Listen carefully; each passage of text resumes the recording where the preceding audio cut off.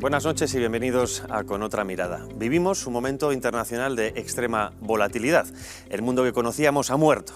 Esto puede parecer una frase hecha, pero la realidad es la que es, y al contrario de lo que desde algunos altares mediáticos se proclama, es mucho más compleja y multipolar de lo que parece si vemos o leemos los titulares de los grandes medios de comunicación.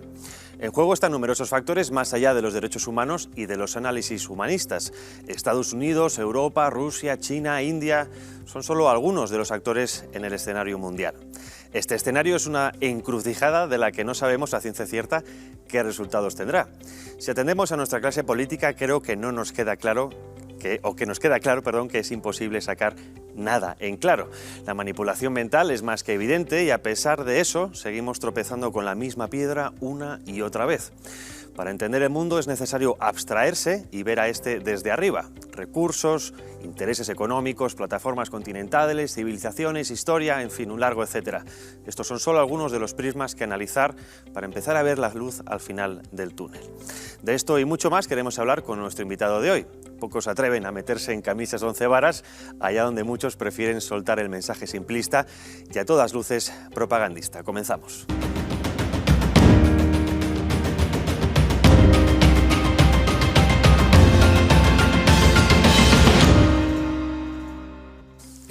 ¿Quién es ese hombre que se mete en camisa de 11 varas? Es el autor de este libro y otros tres, el coronel Pedro Baños. Muy buenas noches. Hola, buenas noches, Javier. Un placer tenerte aquí por fin en esta casa. Pues encantado de que cuentes conmigo para tu programa. Bueno, este es tu cuarto libro con la editorial Alier. Has tenido antes Así se domina el mundo, el dominio mental y ahora este de la encrucijada mundial. Por lo que cuentas al principio es una respuesta a una demanda de muchos lectores que es, bueno, después de los análisis tan clarividentes que has escrito y has explicado, ¿qué se puede hacer? Pues mira, es verdad que muchas veces me decían los lectores que exponía los problemas, pero que no me atrevía a dar soluciones. En este he querido dar soluciones. Por eso su título es Un manual del mañana, en el sentido de vamos a ver qué podemos hacer, pero no pensemos en un mañana dentro de muchos decenios, un mañana que casi es inmediato, ¿verdad? Son soluciones que en ningún momento pretendo que sean definitivas, ni que sean las mejores, ni mucho menos, pero sobre todo que nos sirvan para que se abra un nuevo debate. Creo que tenemos que abrir un debate, que además es un debate social, dentro de la sociedad, porque quien tenemos que solucionar los problemas que tenemos la sociedad, es la sociedad. Dejemos de confiar tanto en algunos de nuestros líderes y preocupémonos más de ver cómo podemos nosotros mismos encontrar soluciones a estas nuevas encrucijadas. Lo decías muy bien en la introducción, Javier, en el ámbito internacional es que el mundo que conocíamos, lo has dicho perfectamente con la frase perfecta, ya no existe. Estamos en un mundo completamente diferente, Pero es que estamos viendo que también la sociedad, la economía, la política está cambiando. Piensa que ahora mismo va a estar todo robotizado, digitalizado, automatizado. Es una sociedad diferente y por tanto necesitamos también encontrar fórmulas diferentes si queremos de verdad seguir satisfaciendo las necesidades e intereses de todos y cada uno de los ciudadanos. Ahora entraremos a detallar el libro y sus partes, pero me gustaría preguntarte por qué el título, Encrucijada Mundial. Porque es una verdadera encrucijada. Es más, me atrevo a decir, fíjate, que es tan importante esta encrucijada que en cierto modo estamos viviendo un verdadero punto de inflexión histórico. Lo que pasa es que cuando tú lo vives no eres consciente de ello. Esto se estudiará en los libros de historia. Si hablamos del ámbito geopolítico, el mundo unipolar que conocíamos, es lo que te decía, ya no existe. Estamos en un mundo multipolar, clarísimamente. Podemos poner muchísimos ejemplos de ello, que lo ilustran perfectamente, con claridad absoluta. Claro, esto es una verdadera encrucijada. Son de esos momentos históricos, una vez más, que se dan muy pocas veces, pero que cuando se dan transforman completamente todo el escenario en su conjunto. Pero es que también, de nuevo, en la parte social, exactamente igual. Piensa lo que va a significar que la guerra va a estar robotizada, estos robots soldados que estamos viendo, estos drones que estamos cómo proliferan en los escenarios de combate, y tenemos el caso bien claro en Ucrania, pero es que no solamente eso, piensa que cada vez hay más puestos de trabajo, incluso aquellos que pensábamos que siempre iban a ser personas los que los realizaran, que también son robots cada vez más. Tú fíjate el cambio tan radical, es que esto modifica completamente el espectro, no solo el laboral, sino el espectro del conjunto de la sociedad. Me cuesta pensar preguntas para hacerte porque como el tiempo es limitado y podemos estar mucho tiempo, has dicho que la solución pasa por la sociedad. Pero cada vez vemos que la sociedad es más pequeña o incluso dudamos de que exista, en el sentido de que el Estado y los políticos absorben todo aquello que antes era sociedad civil. ¿Está herida de muerte la sociedad? Pues mira, es verdad que las soluciones, que las hay, pero no son fáciles de aplicar. Entre otras cosas, porque la sociedad estamos, sobre todo en algunos países europeos, estamos tremendamente adormilados, casi anestesiados. No reaccionamos incluso cuando vemos las mayores barbaridades, las mayores tropelías, cuando te están mintiendo a la cara, que es que te están mintiendo a la cara, que muchas veces lo que te dicen por la mañana, ellos mismos se contradicen por la tarde. O cuando no te mienten y te dicen lo que van a hacer y aún así no te lo crees. Efectivamente, o cuando te ocultan aquello que no interesa que tú conozcas, y te lo hacen con total descaro, y no reaccionamos. Estoy convencido que si esto pasara hace años, no hace muchos, habría otra reacción completamente diferente de la sociedad, teniendo en cuenta que entonces esa sociedad recibía mucha menos información de la que recibimos hoy en día, que también ese exceso de información es una manera también de tenerte un poco atontado. Otro de los libros, el que escribí antes de este, el libro que escribí sobre la reinterpretación, por así decirlo, de la gran obra de Maquiavelo, El Príncipe, fíjate, yo muchas veces decía, si Maquiavelo ahora levantara la cabeza, quedaría absolutamente escandalizado. O sea, el maquiavelismo de su obra, yo creo que está superado, o sea, están rizando todos los rizos, y en cambio vemos que lo aceptamos con una pasividad total, algo que no había sucedido, y por eso en mis libros tú sabes que yo intento que despertemos socialmente y que nos impliquemos socialmente. Una vez más, porque tenemos que solucionar nuestros propios problemas, que no esperemos que nadie nos lo venga a solucionar, y pasan por tener buenos líderes, que también somos responsables de elegir buenos líderes, sí, señor. Buenos líderes que entiendan precisamente estas claves geopolíticas, que entiendan cómo se está transformando el mundo a una velocidad inusitada como nunca había sucedido a lo largo de la historia, y también incluso que elijamos a buenos líderes internacionales. Esto es muy importante, Javier, porque hay alguien que tiene dentro de ese globalismo la intención de elegirse a sí mismo como líderes mundiales, no de forma democrática y sin contar con nosotros, con el pueblo. Has hablado de tu interpretación de Maquiavelo, hay otros dos libros por comparar también, el 1984 y Un mundo feliz, que en principio se escribieron como advertencia, pero parece que algunos lo han seguido como manual de instrucciones. ¿Cuál crees, entre estos autores, o quizá Maquiavelo, Aldous Huxley o George Orwell, en el que vio más claro el mundo por venir? Mira, hay tres libros que me gusta citar, que es Fahrenheit 451, de Bradbury, efectivamente 1984, Mundo feliz. Bueno, es que esas distopías han quedado superadas, Javier, han quedado superadas.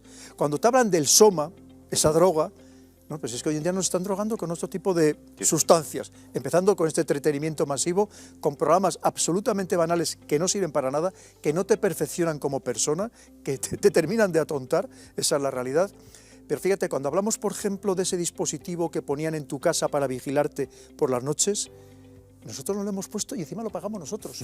Pero en ese dispositivo, en lo que te decía en el libro, es que por la noche no funcionaba. Pues no funcionaba bien porque no tenía, digamos, infrarrojos, por así decirlo. Ahora te funciona las 24 horas del día y nos están espiando, y fíjate lo que va a significar, que podemos hablar largo y tendido, la identificación digital, lo que va a significar las CBDC, las monedas soberanas de Banco Central, Eso es decir, todo lo que vamos, que es la idea, una de las ideas precisamente también de esta Agenda 2030, de ejercer el control absoluto sobre el ciudadano. Y no debemos olvidar que el identificarte y el controlarte no es para garantizarte, como hemos visto a lo largo de la historia, tus necesidades, sino precisamente para explotarte como ciudadano. No debemos olvidar nunca que los censos fueron creados solamente para saber cuántos ciudadanos había para que pagaran impuestos, no para satisfacer sus necesidades. Para el control, desde luego, el dominio mental es un libro, creo que es necesario, fundamental para cualquiera que no lo haya leído en casa, porque explica precisamente esos procesos mentales que hemos sufrido o sufrimos los ciudadanos para poder ser dominados más fácilmente y violar nuestras barreras mentales. Pero por centrarnos en este libro, bueno, lo divides en varios aspectos: social, economía. Ahora precisamente has mencionado lo que te quería preguntar, el aspecto económico, que es fundamental dentro de este mundo del mañana. Lo estamos viviendo además con la aparición de monedas digitales, de criptomonedas, que no son lo mismo, y que muchos alertamos de, como en todo, es cierto que tiene sus ventajas, son innegables, pero el trasfondo es mucho más peligroso del que parece. Tú has hablado de esto en el libro. explícanos o cuáles son esos riesgos que entrañan la economía digital. Claro, mira, el problema de... Estamos viendo, ya empezaron con los atentados del 11 de septiembre a limitarnos derechos y libertades. Lo hemos visto con la pandemia. A mí cuando me preguntaban en la pandemia, cuando estábamos en casa y me llamaban las radios, ¿qué le parecen estas medidas que se están adoptando? Yo digo, hombre, pues se supone que hay expertos que creen que son necesarias, ¿no? Que yo no lo era. Decía, pero el miedo que me da es que estas medidas se perpetúen en el tiempo. Y lo estamos viendo cómo se están perpetuando, muchas de ellas. Pero es que además, cuando ya hablamos del tema de las monedas digitales, es que ya es terminar de saber todo sobre tu vida. Si ya lo saben mucho con los móviles inteligentes, con todo lo que hacemos a través de Internet, las compras, las búsquedas que realizamos, esto ya es total, ya va a ser total. Y la poca libertad que nos quedaba, que todavía podíamos tener utilizando el dinero físico, va a desaparecer completamente. Piensa que a partir de ese momento van a saber lo que compras, dónde lo compras, cuándo lo compras, y es más, y te pueden limitar lo que compras, cuándo lo compras y cómo lo compras. O si hay algo que compras que consideran que es antisocial o no lo suficientemente ecológico, pues te pueden poner los impuestos que les dé la gana, ¿no? O prohibírtelo directamente adquirirlo. Y luego, claro, es que cuando saben todo sobre ti, qué fácil es manipularte, Javier. Y ese es el objetivo, no hay otro objetivo. Pues claro, siempre te lo adornas, siempre, por supuesto, con algo positivo. Acabar con la delincuencia, con el terrorismo, con la elusión fiscal, evidentemente, eso también. Pero también, por supuesto, el control absoluto del ciudadano. Tú piensas que tú puedes tener aficiones que tú no quieres que sepa nadie. Imagínate que a ti te gusta jugar al bingo, por decir algo, ¿no? Es decir, o lo que sea, o eres coleccionista de lo que sea. ¿Qué le importa a nadie? A lo mejor ni siquiera quieres que eso se conozca, incluso en tu entorno más cercano, ¿no? Pero es que ahora lo van a saber todo, evidentemente. Y lo que te digo, además, es que el problema de esas monedas es que incluso se pueden hacer caducables, para que te las tengas que gastar en un periodo de tiempo determinado. Pero estamos yendo a eso en todos los aspectos. Y además unido con que esa teoría de no tendrás nada y serás feliz, que significa no tengas nada en propiedad, alquílalo. Alquílalo porque va a ser mucho mejor para ti. Es lo que llaman ahora la economía circular. Sí, claro, estas cosas, pero que al final, si tú lo analizas en profundidad, Javier, dices, vamos a ver, que es que porque yo alquile algo ya no contamina, o contamina menos que si fuera de mi propiedad, porque yo alquile algo ya no ocupa espacio, ya no molesta, exactamente igual. Pero la gran trampa es que para que tú tengas cosas alquiladas, alguien tiene que tener la propiedad, que va a tener un control absoluto sobre ti. Tú sabes que esto ya se está dando. Hay vehículos de alta gama, sobre todo estos lo más moderno, lo más sofisticado, los eléctricos, que los accesorios no te los venden, te los alquilan. Y el objetivo es que el vehículo cueste muy poco y todo lo demás sea alquilado.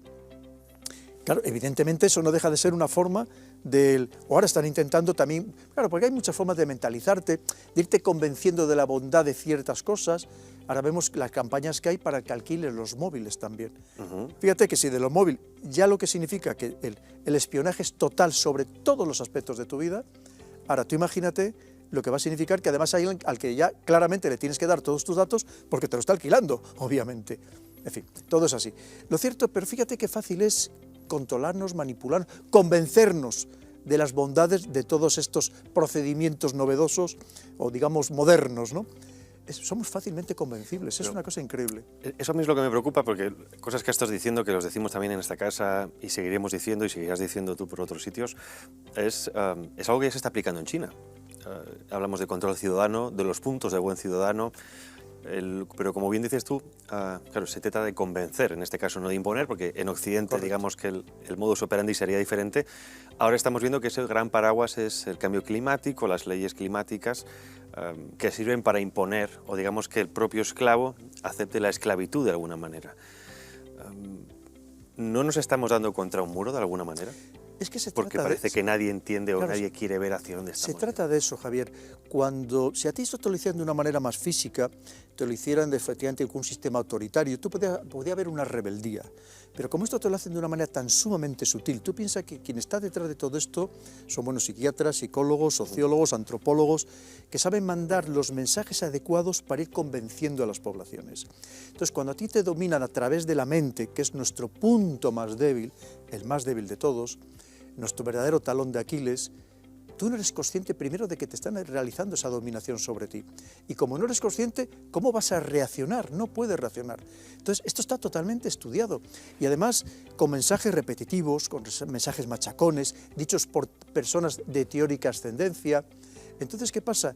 Que eso cuando te lo están haciendo, tú llegas a creértelo totalmente a pies juntillas, y cuando además te dicen el mismo mensaje prácticamente todos los medios de comunicación, ¿cómo vas a desconfiar? Y es así como funciona, porque al final, claro, las democracias tienes que actuar de una forma diferente, pero la finalidad es exactamente la misma.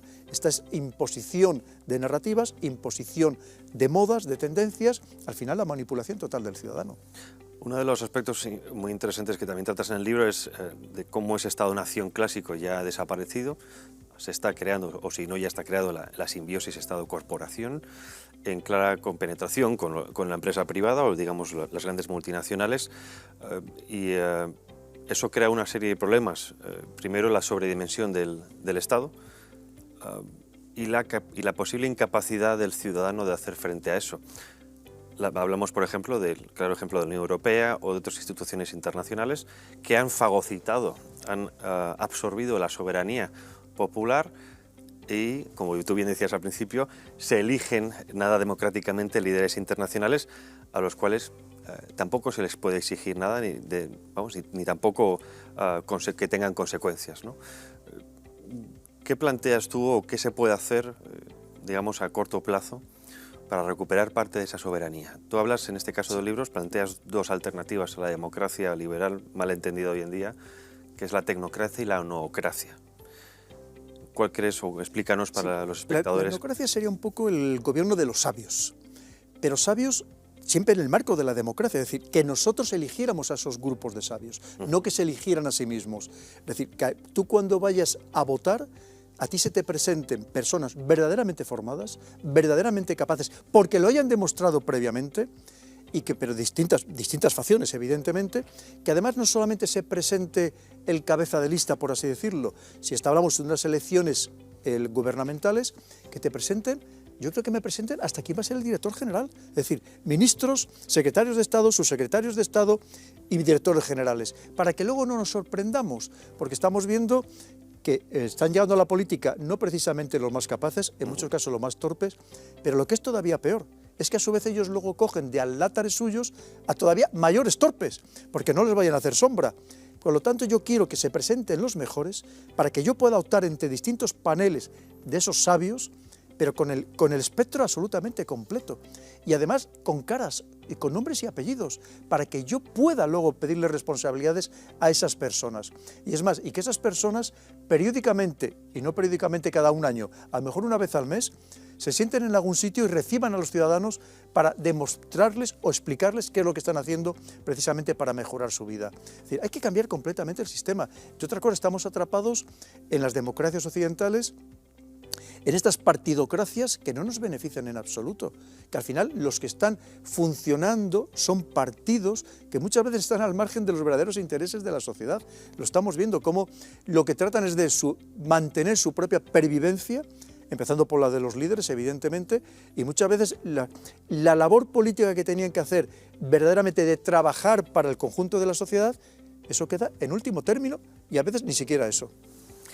Pero cuando los ciudadanos advertimos de estos peligros, bueno, advertimos no, ya estamos en ellos, por mucho que no se quieran ver, y planteamos una serie de alternativas, se nos llaman radicales, antisistema, aunque bueno, si somos contrarios a este sistema, quizá coincida en esa etiqueta, pero claro, digamos, la relación entre significado y significante varía bastante. Tú añades otro gran peligro al que vamos, y además se está fomentando desde ciertas instituciones, que es la digitalización de la política. Entre otras cosas, los procesos electorales. Lo estamos viendo, además genera un gran conflicto social porque gane quien gane, parte de la ciudadanía no acepta esos resultados. Creo que plantea una serie de debates críticos, pero me temo que no se están dejando debatir. Hablamos de otros temas importantes que han pasado en nuestro país y en nuestro entorno, debates que creo que son necesarios en Occidente y que se está usurpando ese debate de la ciudadanía. ¿Crees que con el debate de la democracia digital va a ocurrir lo mismo? ¿Hay alguna manera de poder meter esos debates en los grandes medios de comunicación? ¿Tiene freno esto? Pero es que para eso deberíamos elegir a políticos verdaderamente honrados y con verdadera capacidad de servicio, ¿no?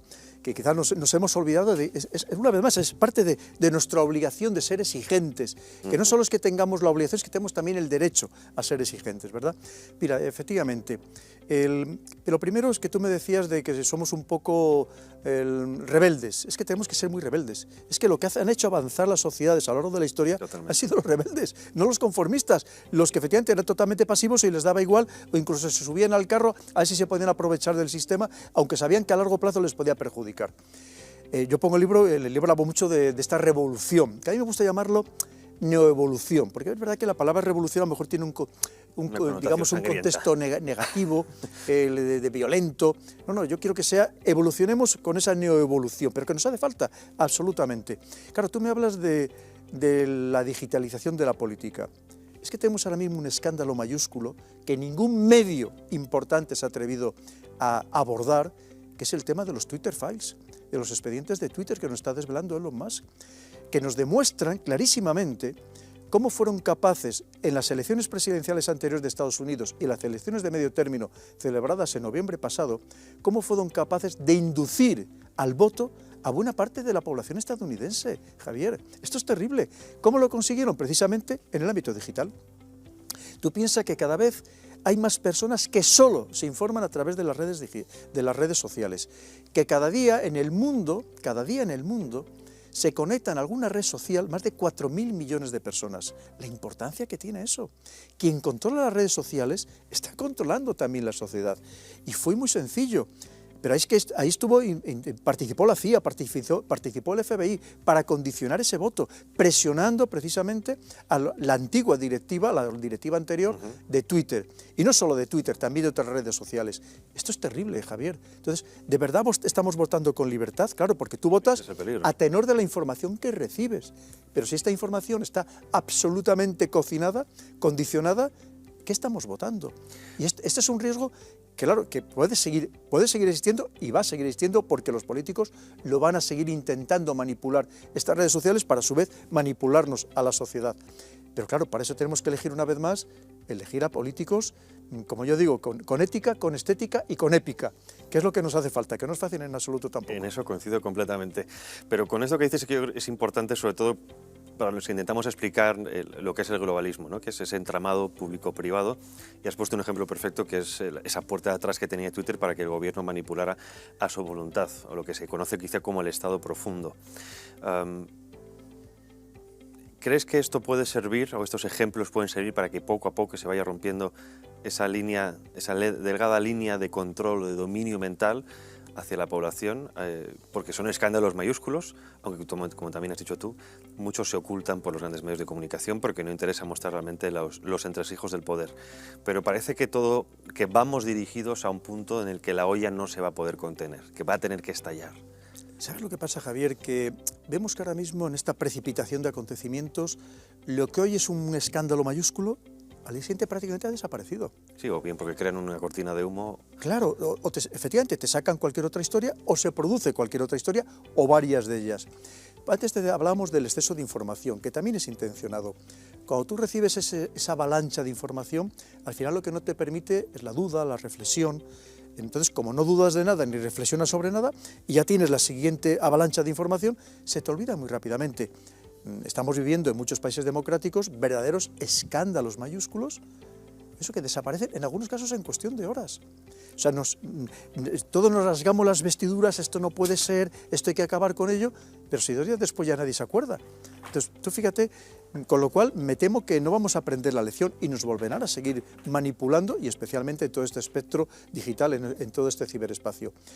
¿Que deberíamos hacer algo? Sí, pero como decíamos al principio, lo tenemos complicado. Es verdad que en la modestia, tú con tu programa y yo con mis libros, intentamos abrir un poco estos ojos, ¿verdad? Y que despertemos, que levantemos la vista, que abramos un poco el foco, pero cuesta mucho trabajo, porque son muy hábiles para lanzar estas redes para seguirnos emocionando, conmocionando y distrayendo. Son muy hábiles y hay mucho dinero detrás. Por supuestísimo. Si tuviéramos 20.000 millones en una chequera, quizá pudiéramos hacer algo. Dinero y poder, porque al final aquí lo que está en juego es el poder, que está, por supuesto, están los dos absolutamente relacionados, el dinero y el poder. Hablando de estas tecnologías, estamos entrando de lleno en esa difusión entre la frontera real e irreal, la real y la digital. te metes en el mundo del metaverso en este libro, pero quizá muchos viendo esa caída en bolsa de Meta, del antiguo Facebook, ¿podemos poner en duda ese futuro del metaverso o está aquí para quedarse? Mira, a lo mejor no está corriendo tan rápido como hace 2 o 3 años nos decían, ¿no? Pero va a llegar, y de hecho ya hay metaversos, hay juegos que no vamos a citar por no hacer publicidad, pero que son metaversos ya, ¿no? Que al final, ¿qué es un metaverso? Es un espacio virtual, digital, claro, pero donde tú actúas mediante un personaje que tú te creas, ese avatar, ¿no? Y ya sabemos que ya hay personas que están gastando más dinero en su avatar que en su propia vida física. Es algo que parece demencial, pero nos van a llevar a ello. ¿Por qué? Porque esto va a ser el Internet del futuro. Y nos van a llevar a ello porque como lo va a hacer todo el mundo, como va a estar todo el mundo, ¿cómo no vamos a estar nosotros? Y las grandes empresas ya están invirtiendo en los metaversos, porque no solamente habrá uno, claro, con lo cual, ¿qué significa? Que si estas grandes empresas están invirtiendo es porque van a sacar rentabilidad, pero ¿qué vamos a perder, como siempre? Pues los usuarios, porque si ahora nos parece que tenemos riesgos en este ciberespacio que hemos estado comentando, y nos parece que ya nos controlan, pues imagínate ya en el metaverso, que como explico en el libro, ya va a ser pues el colmo de todos los colmos. Pero, claro, ejemplos reales que están pasando hoy en día. O digamos, un futuro quizá muy distópico, pero que a veces es bueno pensarlo para al menos estar alerta. Reciente informe de Intermon Oxfam diciendo que la diferencia entre ricos y pobres vuelve a aumentar, como ocurre siempre con las grandes crisis, en este caso la pospandémica o la del COVID. Vemos que se está promocionando ese salario bruto universal, salario mínimo universal, y después tenemos el metaverso, ¿no? Es decir, donde cuando dice el Foro Económico Mundial, has dicho antes, no tendrás nada y serás feliz, esa famosa Agenda 2030, claro, parece que vamos a ir a habitáculos tipo Japón, 20 metros cuadrados, 15 metros cuadrados, con una especie de sustento para a menos no morirnos de hambre, o sí, pero tener drogas para poder paliar esos efectos, donde todos podemos estar conectados, ¿no? Es decir, tendremos unas vidas despreciables desde el punto de vista de esa pirámide de Maslow, pero al menos podremos vivir una falsa vida donde podremos ser todos ricos, guapos, tendremos poder en unos cohetes espaciales, viajar al universo. Estamos viendo ese famoso fin de la humanidad tantas veces previsto, en el sentido de disociación completa de la realidad, de nuestro ser biológico con el mundo digital. Sobre todo lo que estamos viendo efectivamente es una disparidad totalmente entre la sociedad. Va a haber una sociedad muy tecnológica, muy pequeñita, que son los que van a dominar, muy rica, los que van a dominar al conjunto, al resto de la sociedad, donde efectivamente no vamos a tener nada, no sé si seremos felices o no, pero no vamos a tener nada, vamos a tener cada vez menos, porque nos está haciendo retroceder realmente en el tiempo, vamos a disfrutar de muchos menos bienes de aquellos que nos decían que nos proporcionaban libertad, o por lo menos te proporcionaban cierta capacidad de actuar por ti mismo, nos lo van a limitar cada vez más, pero claro, para que esa élite sí que disfrute de ellos, evidentemente. Los demás comeremos, efectivamente, el escarabajo del estiércol y el grillo, pero ellos sí que comerán chuletones de buey, que es que no hay para todos, obviamente, ni los Kobe, ¿no? Quien lo pueda pagar, sí. Pero, efectivamente, y va a una sociedad absolutamente diferenciada. Si hablamos, por ejemplo, de ese transhumanismo, ellos los que van a estar potenciados física y psicológicamente, los demás no, o cuando lo queramos estar es que ellos ya van a tener adelantos mucho más superiores, obviamente. Y ese es el mundo al que estamos yendo. Entonces, para ir a ese mundo y para que no protestemos, incluso para que no nos demos cuenta, incluso para que nos parezca fenomenal y estemos contentísimos de retroceder en el tiempo, nos tienen que estar permanentemente lanzando mensajes muy psicológicos, muy emocionales, crearnos una especie de nueva religión a la que adoremos, evidentemente, y no solamente eso, sino tenernos cada vez más entretenidos o más despistados. ¿Y cómo lo van a conseguir? Pues una vez más, con esta proliferación del entretenimiento banal, que como decía antes, que no te perfecciona en absoluto como persona, sino todo lo contrario, y luego lo que también pongo en el libro, que a mí me preocupa mucho, es esta tendencia que estamos viendo mundial para favorecer la legalización de todo tipo de drogas. Pues claro, si tú estás ya drogado y encima el poco tiempo que a lo mejor estás un poco lúcido, estás nada más que viendo series o películas y que encima te van a adoctrinar, porque ya te están adoctrinando, claro, no vas a molestar en absoluto. Y el poco tiempo a lo mejor que tengas, encima vas a estar en el metaverso, como tú decías, con tu avatar, que te vas a crear por lo menos un superhombre, una supermujer, y en realidad estás tumbado en la cama en pijama, que hace a lo mejor días que ni siquiera te has afeitado, te has lavado, te has duchado, pues fíjate qué felicidad. A ti te la van a hacer que era una felicidad artificial, una ilusión de felicidad, una ilusión de democracia, para que otros sí que disfruten verdaderamente de los placeres y del bienestar y de la auténtica felicidad de la sociedad. Relacionando esto de la felicidad con tu anterior libro, que también explicas esos procesos mentales puramente químicos, ¿no? La recepción de dopamina, en fin, que felizmente seremos, pero químicamente hablando, o sea, no desde el punto de vista quizá más metafísico o más ético. Hablas también de esa posibilidad, o lo que estamos viendo, y además y coincido plenamente contigo, en el que parece que estamos yendo hacia ese ultracapitalismo, metacapitalismo para las élites, lo que llaman en stakeholder capitalism, y para el resto estamos yendo hacia un comunismo, no en el sentido clásico de la palabra, sino en el sentido de pues, que tengamos las migajas de alguna manera. Y luego todo eso barnizado con las grandes políticas ambientales, las grandes políticas verdes que estamos viendo, que parece que mucha gente no ve que realmente lo que van enfocados es precisamente a forzarnos la reducción del consumo, la reducción de las pertenencias, la reducción de la libertad económica, prácticamente. Y de movimiento, de todo, Javier. Y es más, y a que tengamos cada vez más dependencia del Estado. Porque tú del momento que eres dependiente del Estado, lo que hablamos de los alquileres, todo lo demás, o de algo, o de alguien, claro, es que ¿dónde está tu libertad? Es decir, es que no vas a poder ni evolucionar ni perfeccionarte, ¿no? Solamente vas a estar precisamente esperando que te llegue la caridad. Es un poco lo que vemos que están fomentando. Y lo vemos en general, fíjate, que no estamos hablando de los temas una vez más autoritarios, estamos hablando de las propias democracias. Y ya se lo unimos a tantas medidas. Claro, porque las democracias te dicen, nosotros no censuramos, no tenemos censura. Ojo, sí que estás haciendo censura, pero indirecta. Porque aquella narrativa que a ti no te interesa, tú ya tienes a grupos preparados que sabes que se lanzan inmediatamente contra aquel que tiene una visión alternativa que a ti no te gusta o no te conviene para tus intereses. Y estamos viendo ahora lamentablemente lo que está pasando en muchos países democráticos o incluso en la propia Unión Europea con el tema de esa teórica lucha contra la desinformación, que solamente es luchar, claro, porque inicialmente era solamente en el ámbito geopolítico, ahora está pasando también al ámbito político, que simplemente es luchar, eliminar, neutralizar cualquier opinión que sea contraria con la oficial, sea de un gobierno o sea en este caso de la oficial comunitaria. Dentro de eso también estamos viviendo las famosas leyes de delitos de odio, ¿no? Que es otra forma de censura en la que se consideran que, es perfecto para controlar la disidencia. De alguna manera, primero, porque eliminas la posibilidad de una disidencia real. Segundo, porque haces que la gente se autocensure. Esto lo has tratado también en otros libros, aquí también lo has hablado, de ese peligro de una censura en el que evita pensar. Porque, claro, la actividad crea un condicionamiento o crea, digamos, una forma habitual de comportarse en el futuro. Es decir, cuanto más hacemos algo, más fácil es hacerlo. Y creo que hay un riesgo en el que la gente se acostumbre a la censura. Antes, en otros regímenes, teníamos la clásica censura que todo el mundo sabía que existía, por lo cual podías leer entre líneas. Ahora eso se ha difuminado también, porque parece ser que como estamos en democracia, supuestamente recibimos información fidedigna, pero nada más lejos de la verdad. Claro. Fíjate, y lo hacen también de una manera tan astuta que ya no solamente es esa censura, sino que tú llegues a autocensurarte. De lo que yo pongo en el libro, la doctrina woke, o simplemente la doctrina de la cancelación. Que fíjate que eso se está dando incluso en las universidades, Javier.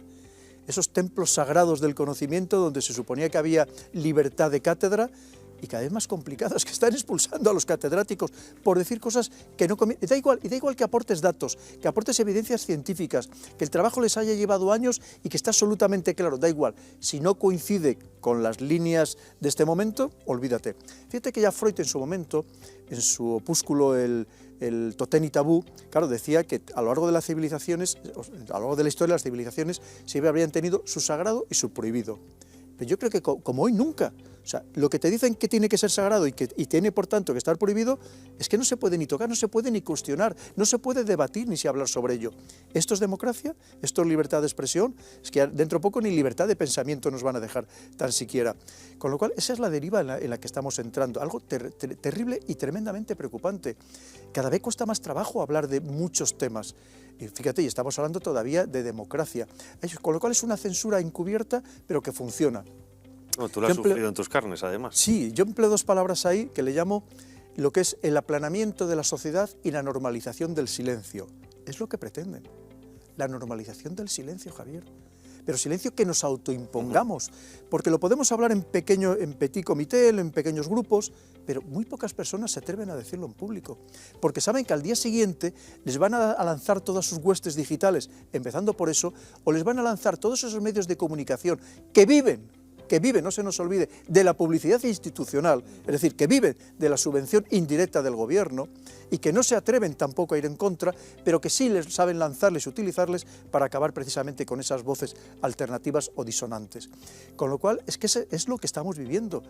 Fíjate si es importante, porque al final podemos caer, como también pone este libro en los anteriores, podemos caer en esa democracia totalitaria o en un totalitarismo encubierto de democracia, o que nos dé la ilusión de seguir viviendo en esa democracia, pero que ya no estemos en absoluto. Gustavo Bueno, que en paz descanse, hablaba de ese fundamentalismo democrático, que creo que también es lo que estamos viviendo, ¿no? La imposibilidad de plantear otras alternativas igualmente democráticas, igualmente libres, pero al menos que intenten ver un poco más allá de ese árbol o más allá del árbol para poder ver el bosque. Y precisamente para eso tú planteas unas líneas de trabajo fundamental, que es la educación. La educación ligada, la educación ligada además a la creación, primero a encontrar y después potenciar el liderazgo. Y además haces una comparativa muy interesante, y es cierto que hay que hacerla a pesar de que salimos mal parados, con otros países como por ejemplo China, salvando las distancias, y no estamos a valorar los sistemas de gobierno ni de las violaciones de derechos humanos, pero sí quizá un país que sepa valorar el potencial que tiene objetivos y que tiene la voluntad de alcanzarlos. Y claro, cuando comparas China, Europa o países europeos donde quizá hemos perdido esa capacidad que nos hizo ser lo que hemos sido en la historia, uno apenas solo quiere llorar, porque tristemente parece que al menos por ahora a corto plazo no hay solución, sobre todo teniendo en cuenta que la educación o los cambios en la educación son cambios generacionales, no son a corto plazo. Es así, Javier, mira, ya no solamente China es un poco esa parte del mundo, es Japón, es Taiwán, es Corea del Sur, sí, Singapur, una mentalidad completamente diferente. En algunos casos casi hasta excesiva, si me apuras, ¿no? Pero completamente diferente. Ellos están en una línea y nosotros estamos en la línea contraria. Y me temo que nosotros somos la línea que nos vamos a dar contra el muro y vamos a perder, ¿no?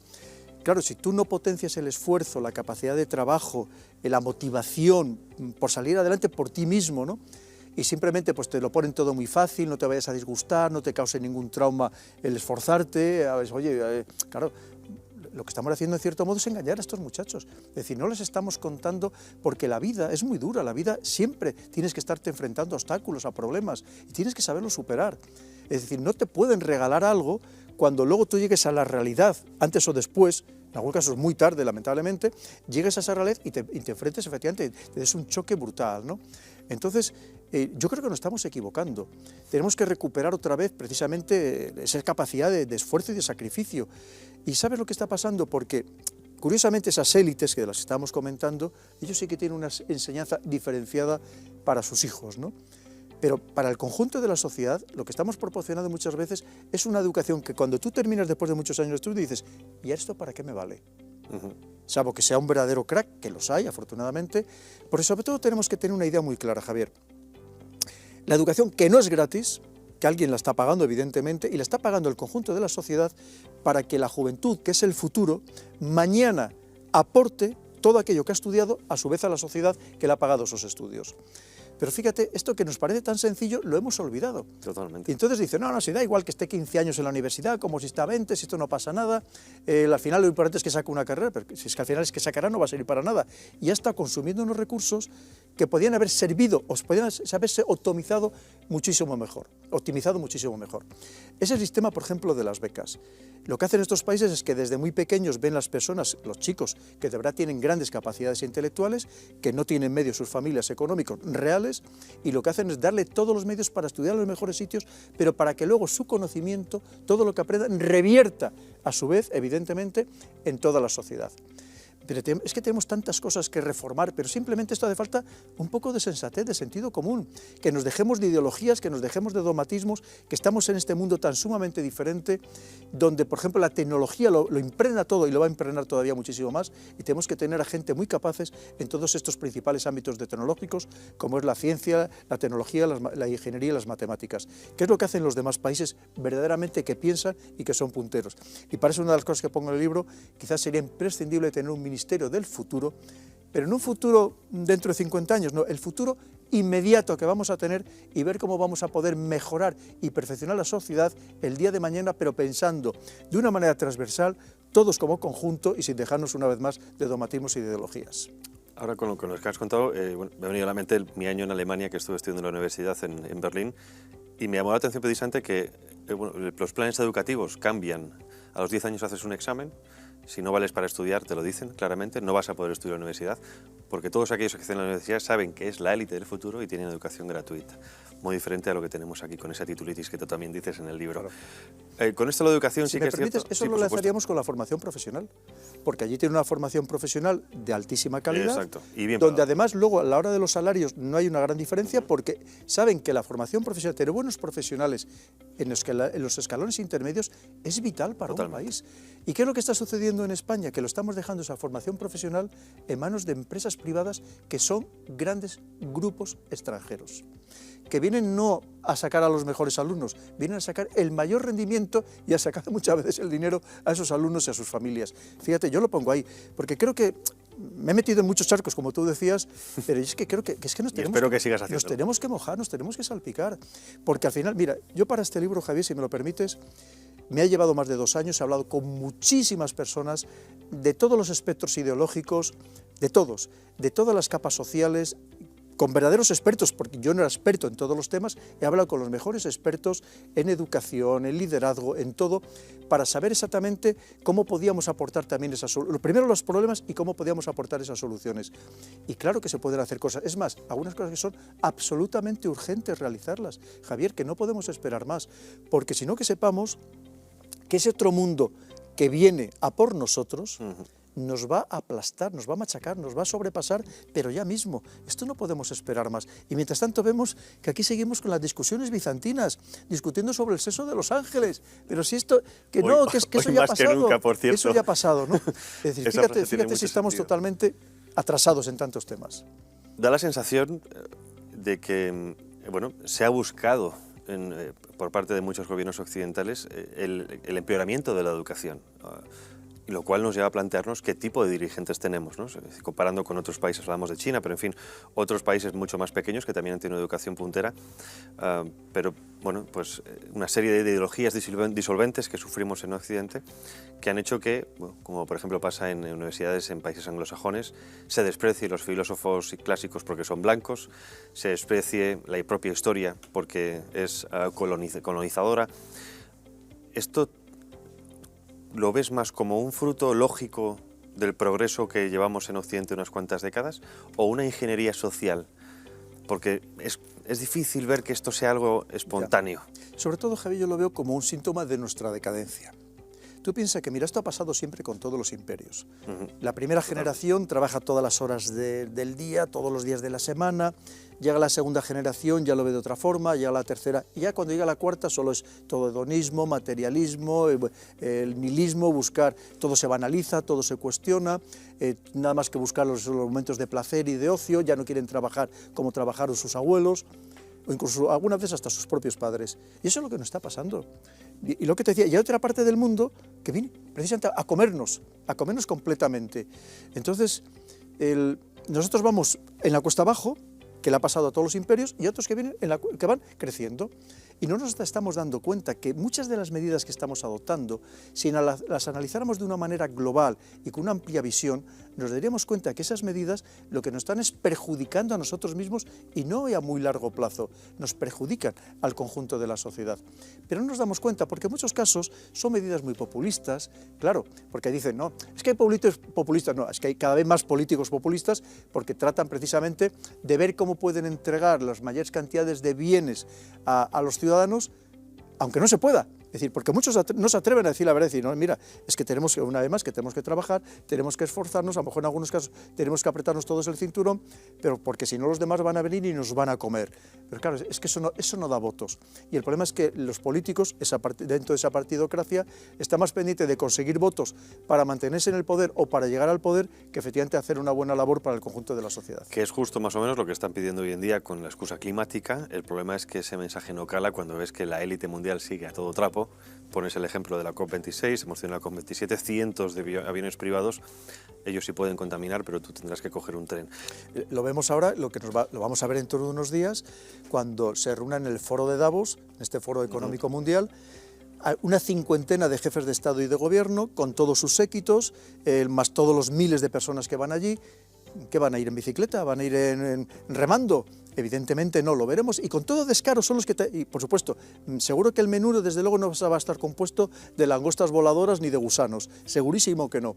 Entonces, pero son los que te están diciendo, hazlo tú que es bueno, porque además es que si no lo haces, eres un antisocial, y a lo mejor tenemos que eliminarte de una forma o de otra. Es decir, tú fíjate, o tenemos que reformarte. Sí, bueno, eso ya lo están haciendo en Canadá. Bueno, a Jordan Peterson le han ofrecido reeducarle, y a muchos ya hablan también de esa eliminación de parte de la población, porque no va a haber un futuro para ellos, lo dicen abiertamente dentro de este foro económico. Una eutanasia descarada. Hablabas de ese fin del imperio, y ahora, por ir terminando, sí que me gustaría hablar de lo que ha ocurrido a raíz de la guerra de Ucrania, ¿no? de esa rivalidad entre imperios. Somos parte de Occidente, por lo tanto, el imperio, digamos, la cabeza de este imperio es Estados Unidos, o la plataforma anglosajona, y hemos visto cómo ha entrado de lleno con la plataforma eslava, rusa, y en este caso también China.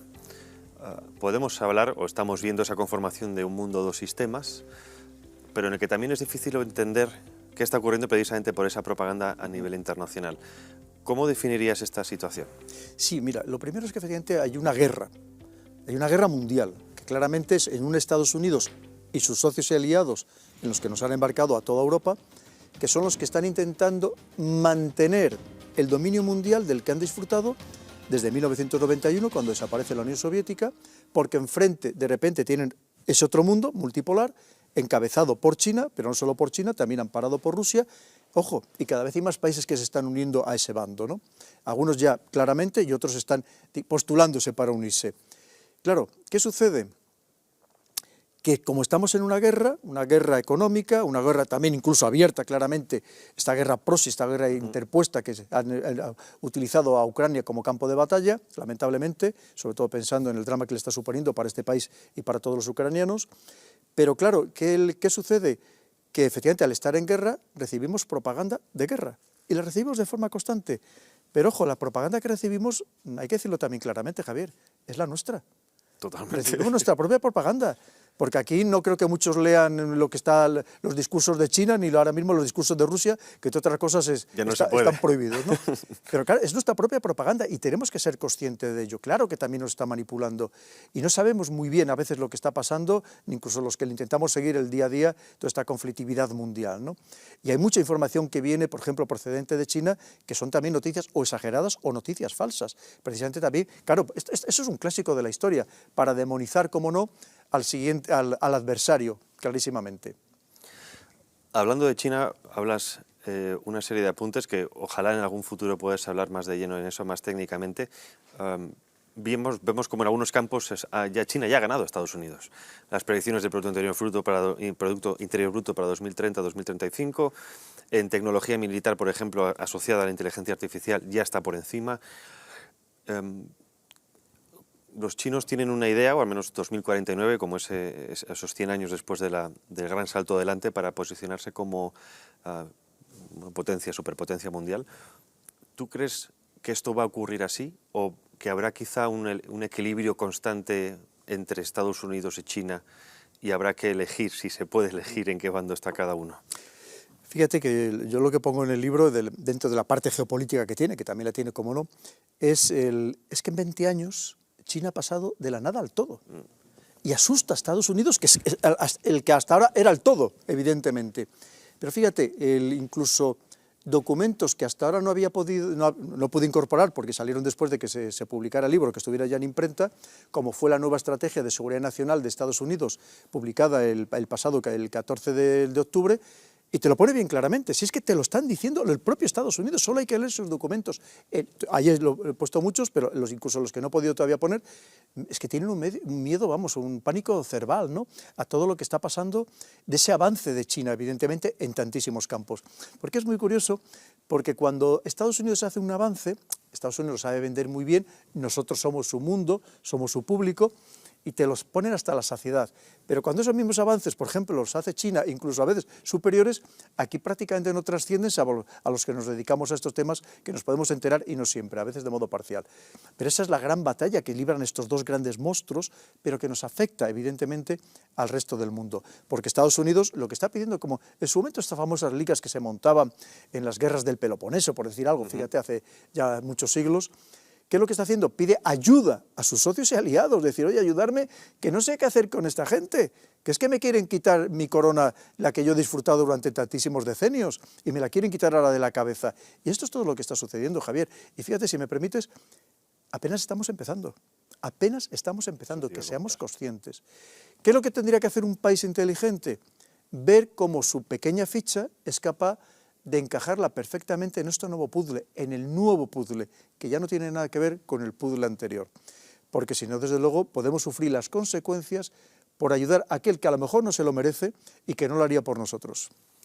Has hablado de ese gran enemigo de Estados Unidos, de China, que ha sido por primera vez incluido dentro de los documentos de seguridad de la OTAN. El verano pasado, por primera vez en su historia lo incluían. Luego, otra vez viendo otros informes, por ejemplo, de la RAND Corporation, también hablaba de cómo desestabilizar a Rusia. Cuando lees ese documento y ves lo que ha pasado, es prácticamente, bueno, es la política a seguir por Estados Unidos. Pero es que ahora hablabas también de cómo Estados Unidos ha pedido ayuda a esos aliados, pero también es cierto que viendo la realidad, o al menos viendo lo que ha pasado a raíz de la invasión de Ucrania por Rusia, más que como aliados a Europa se le ha tratado casi como, se le ha maltratado, como un vasallo, ¿no? Con la idea de quizá alejar a Rusia de Europa, o mejor dicho, alejar a Europa de Rusia para evitar que pueda seguir creciendo y ser un competidor en la esfera internacional, porque recordemos que Europa hasta hace poco tenía algo que decir, pero parece que eso llamó mucho la atención de Estados Unidos como rival económico, ¿no? Y sobre todo teniendo en cuenta la posibilidad de crecer mucho más fuerte con Rusia y China, aunque solo sea por acuerdos comerciales. ¿Dónde ves a Europa en este escenario internacional? ¿Es posible que Europa pueda sobrevivir teniendo en cuenta lo que tenemos como gobiernos europeos? ¿Y cómo ves tú a España dentro de este grupo? Europa sobrevivirá. Lo que pasa es que en qué condiciones va a sobrevivir, eso ya es mucho más complicado. Pasaremos mucho frío, parece. Porque cada vez vamos a tener menos influencia, evidentemente. Tú piensas que cometimos grandes errores, que parece que los hemos descubierto de repente, y esto los que nos dedicamos a estos temas lo sabíamos de hacía mucho tiempo, evidentemente.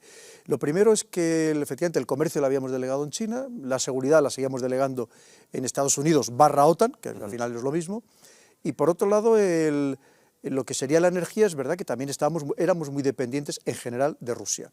Hay que pensar que en su conjunto, la Unión Europea, el 60% de toda la energía que consumimos la consumíamos de fuera de la Unión Europea, o sea, procedía de fuera de la Unión Europea, y en gran medida de Rusia.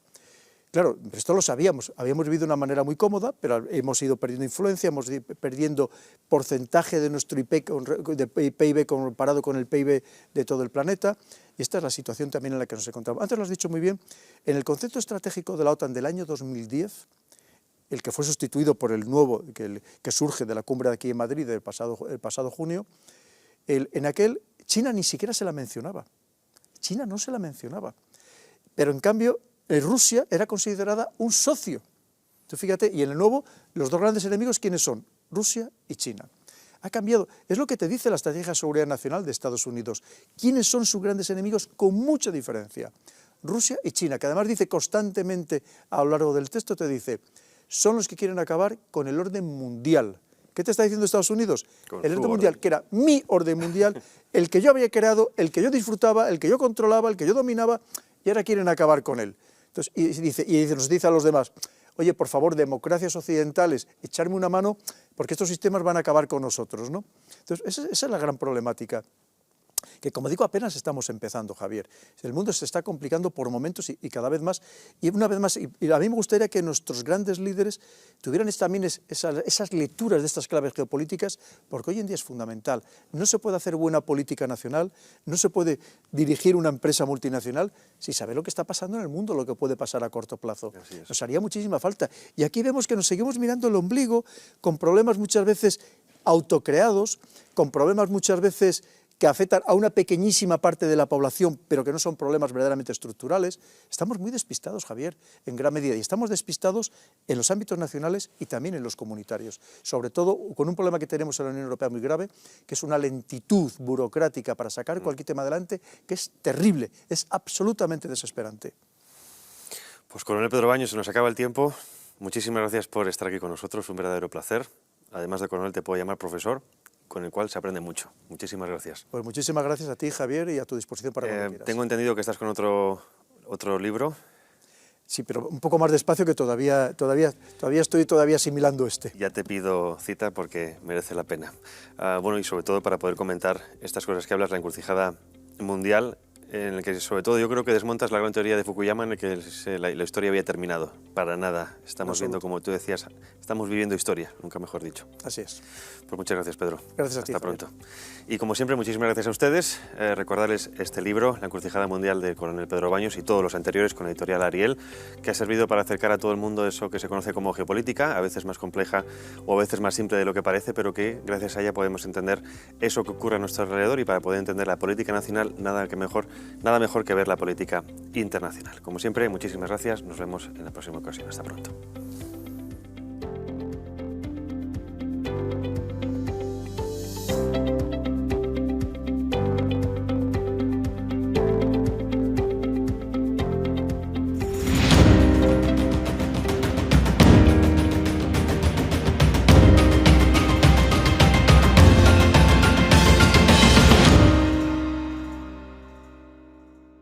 Vamos con Colombia.